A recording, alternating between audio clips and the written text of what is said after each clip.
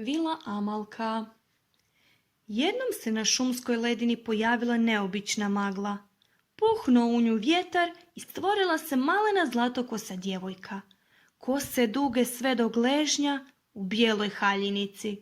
Budući da nije imala roditelje, nadjenu sama sebi ime. Amalka.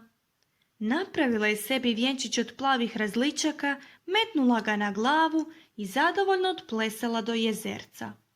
Dok je promatrala svoj odraz u vodi i namještala cvjetni vjenčić da joj što ljepše stoji, iznenada pokraj nje projuri prestrašena košuta. Amalka pođe za njom. Košuta zaplače i ljudskim glasom progovori. Lovac svinjska mušica pucao je na mene i na moje lane i sad ga ranjenog po šumi progoni.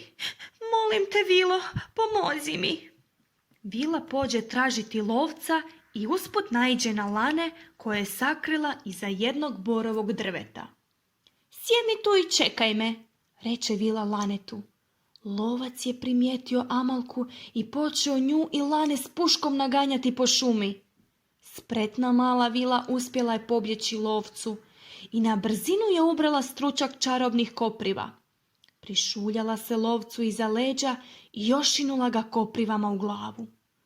Lovac padne u duboki san, a Amalka iskoristi priliku i izgovori vilinske čarobne riječi kojima mu je začarala pušku. Vinska mušica naglo se razbudio i opet je pojurio za lanetom. Pucao je, no iz puške su mu izletjeli mali bijeli leptirići. Lovac u čudu stane pregledavati neispravnu pušku, kad ono iz nje izlete stršljenovi.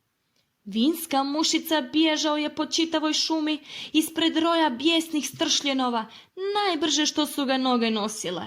Sakrio se u jasle, ali su ga i tamo pronašle i stjerale su ga van. Potom je lovac svinjska mušica bježao dalje u šumu. U njoj se skrio u jednu šumsku kolibu. Stršljanovi su poletjeli za njim i počeli gristi slamnati krov sve dok nisu načinili rupe i provukli se kroz njih u kolibu. Lovac je prestravljen izletio van i počeo trčati kroz bijesni roj još dublje u šumu. Na čistini je zatekao Amalku i malo ranjeno lane, kojemu je Amalka ljekovitim travama liječila ranu. Morala je popraviti nesreću koju je lovac svinjska mušica prouzročio. Lane se brzo oporavilo i sretno se vratilo mami, a lovac još i dan danas gunđa jer mu je zbog vile Amalke propao ulov. Čiča miča, gotova je priča.